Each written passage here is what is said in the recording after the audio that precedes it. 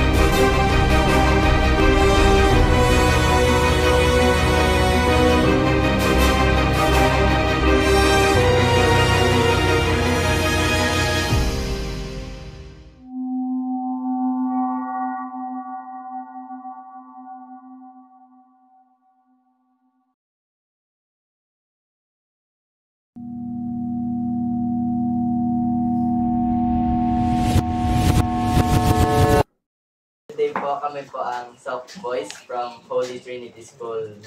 Asakay branch po.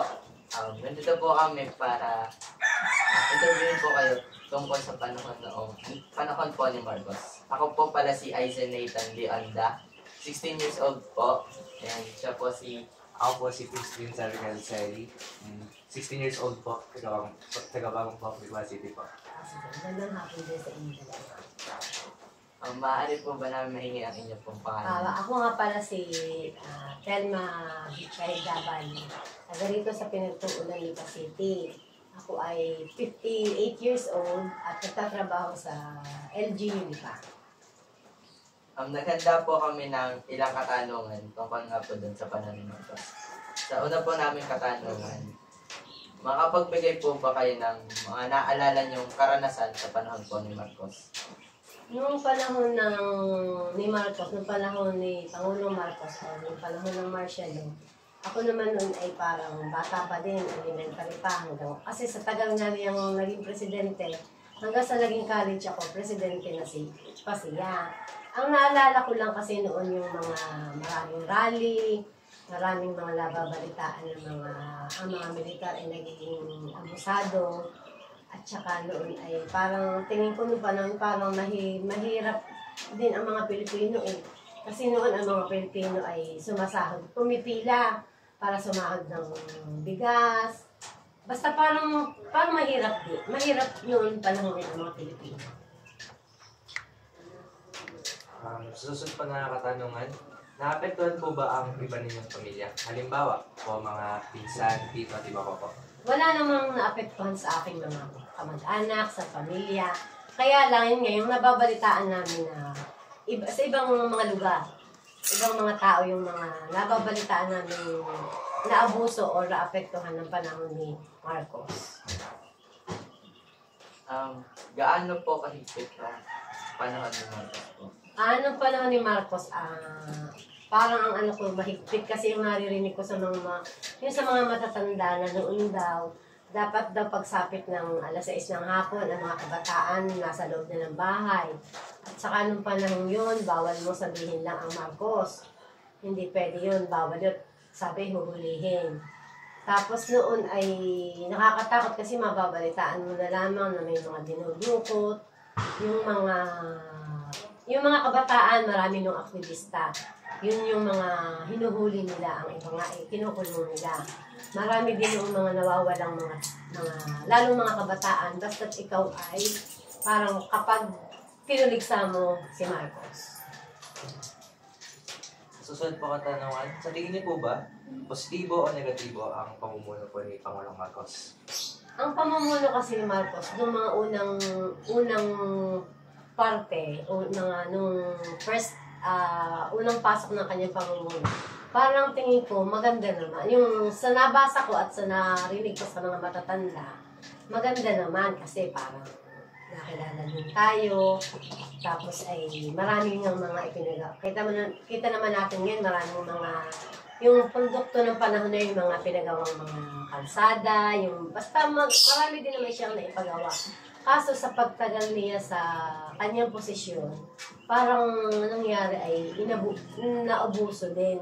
Tapos ay dahil nga nag-declare siya ng martial law, nawala ng demokrasya ang Pilipinas. Parang nahawakan sa liig ang mga tao. Parang nawala ng kalayaan na kinitil ang kalayaan ng mga Pilipino. Yun yung positibo at negatibo.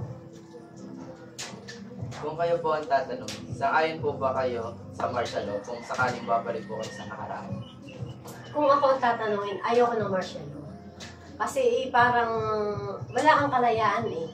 Kasi dikta lang nila dikta lang nila ang gagawin mo. Hindi, katulad natin ngayon, malaya tayong magsalita ng kung ano nasa loob natin. Nung panahon ng martial law, bawal. Hindi ka pwede magsalita. Kasi pag nagsalita ka ng laban sa kanila, pag sinabi mo ang gusto mong sabihin, ikaw ay huhulihin. Minsan nga, nawawala na yung hinuhuli nila mga kabataan, yung kinukulong, hindi na nakikita. Tayo ngayon, malaya tayong sabihin ang gusto natin. Malaya tayong gawin ang gusto natin. Malaya tayong magsalita kung ano nasa sa loob natin. Mayroon tayong, may demokrasya, may kalayaan. Ano po? Kung sa inyo pong palagay, ano po yung aral na nakuha niyo po doon panahon ni Marcos po? Ang aral na nakuha noon sa panahon ni Marcos ay yung matuto tayong halimbawa kung anong ating paniniwala, kung anong ating pinaglalaban, kung anong gusto natin at palagay natin tama, dapat ipaglaban natin. Mabuti nga mayroong isang Ninoy Aquino. Siya kasi ang parang gumising sa mga Pilipino. Kasi noon siya lang ang lumalaban kay Marcos eh. Siya lang ang malakas ang loob na tumuligsa sa mga ginagawa ni Marcos. Kaya parang yung demokrasya yan, nanggaling yan, parang yan ay pamana sa atin ni Ninoy Aquino. Yun yung, kaya tayo nagkaroon ng kalayaan. Nagising ang mga Pilipino nung namatay si Ninoy Aquino. Hanggang doon na lang po ang mga katanungan. Sige, salamat sa inyo sa pagbibigay nyo din sa akin ng chance na maibahagi ko yung aking mga nalalaman tungkol sa martial law. At ng panahon ni Marcos. Salamat din po. Salamat din po sa inyo.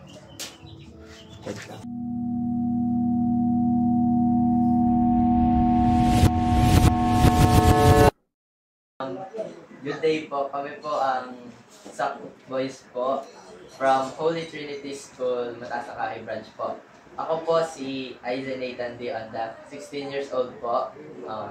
Galing po ako sa San Salvador de Pasite po.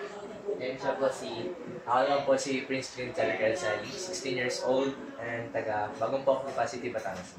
Nice to meet you. Nice to meet you. Narito po kami para hingin po ang inyong yung mga naalala po about sa Marcos era po. Maaari po ba namin mahingi po ang inyong pangalan? Ako si Lourdes Unto. Meron po kami mga hinandang katanungan po tungkol po dun sa panahon nga po ni Marcos. Para po sa unang katanungan namin, makakapagbigay po ba kayo ng naalala nyo karanasan sa panahon ni Marcos po? Ang naalala ko noong panahon ni Marcos noon, Marcos o Martial law? Martial law? Pwede rin po. Oo. Noon, yung panahon ni Marcos, bawal ang mahaba ang buhok. Bawal ang mahaba ang buhok, hindi ka pwedeng magmahaba. Mayroon talaga silang hinuhuli nila, sinisita nila yung mahaba ang buhok. At saka, yung bawal mong tuligsain o pagsabihan ng masamang mga salita ang Marcos regime.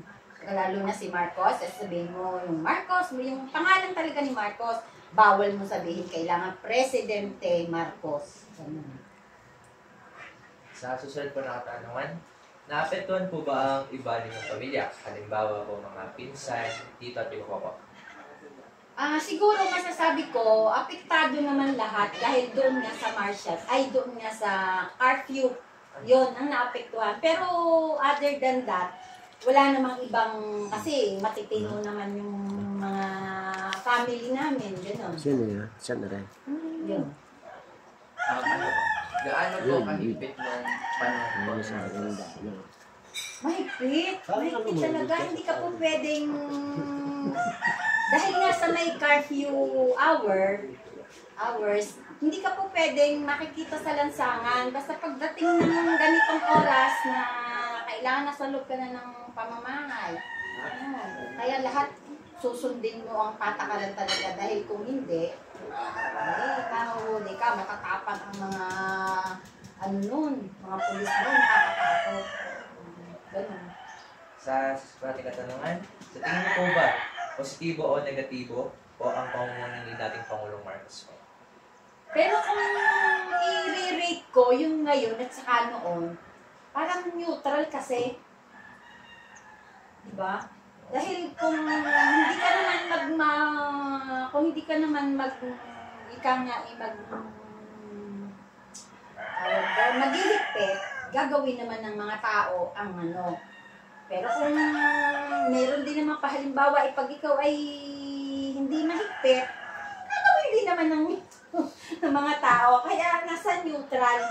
Saka depende na rin yun sa tao kung papaano sila sumunod, diga, sa masama, sumunod sila sa mabuti. Sa akin neutral. Kung kayo po ang tatanungin, sang-ayon po ba kayo sa martial law kung sakaling babalik po kayo sa nakaraan? Pero hindi na siguro. Dahil parang, hindi na. Ayaw ko na dahil, kasi,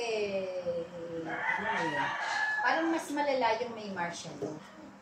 Meron din namang nung panahon ng martial law, may nangyayari din yan. Tulad ng basta ka na lang din papatay, riding ang tandit, hindi nila gusto, o di ba ganun din ang ginagawa nila? Kaya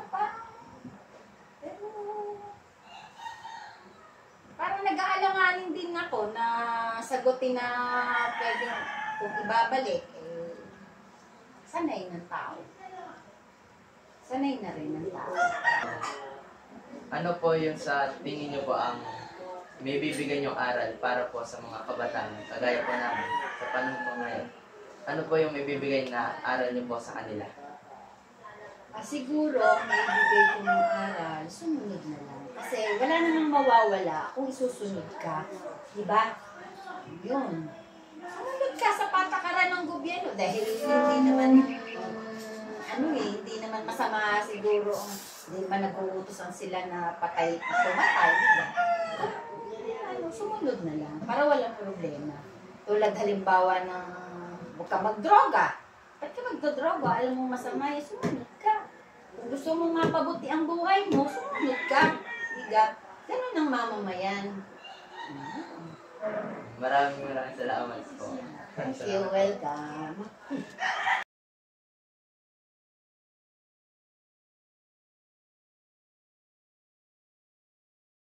Ako po si Aizen Nathan Leonda mula sa Holy Trinity School, Mataas Kahoy Branch. Narito po ako upang hingi ng inyong kaalaman tungkol sa panahon ni Marcos. Bago ko po simulan, maaari ko po bang hingin Ako si ng Rosita Bibilia, taga rito sa San Salvador, Lita City. Para po sa unang katanungan, makakapagbigay po ba kayo ng naaalala niyong karanasan sa panahon ng Marcos? Noong panahon ng Marcos, ay merong curfew.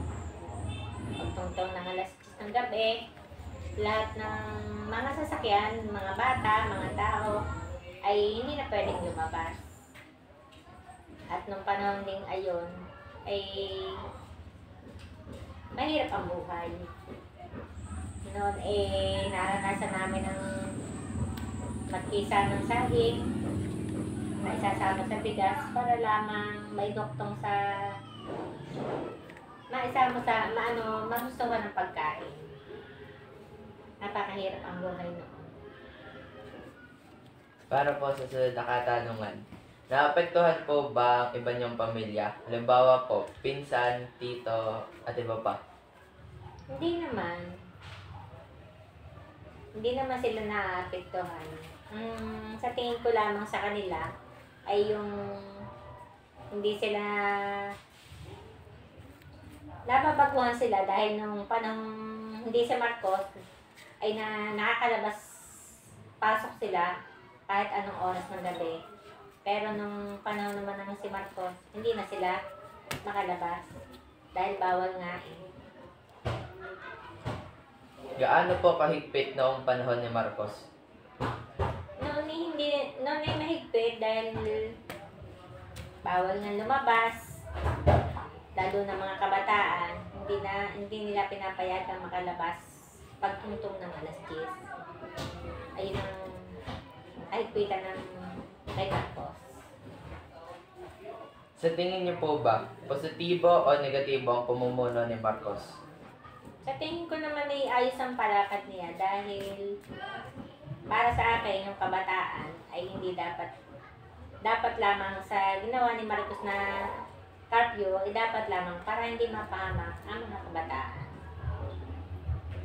Kung kayo po ang tatanungin, sang-ayon po ba kayo sa martial law kung sakaling babalik po kayo sa nakaraan?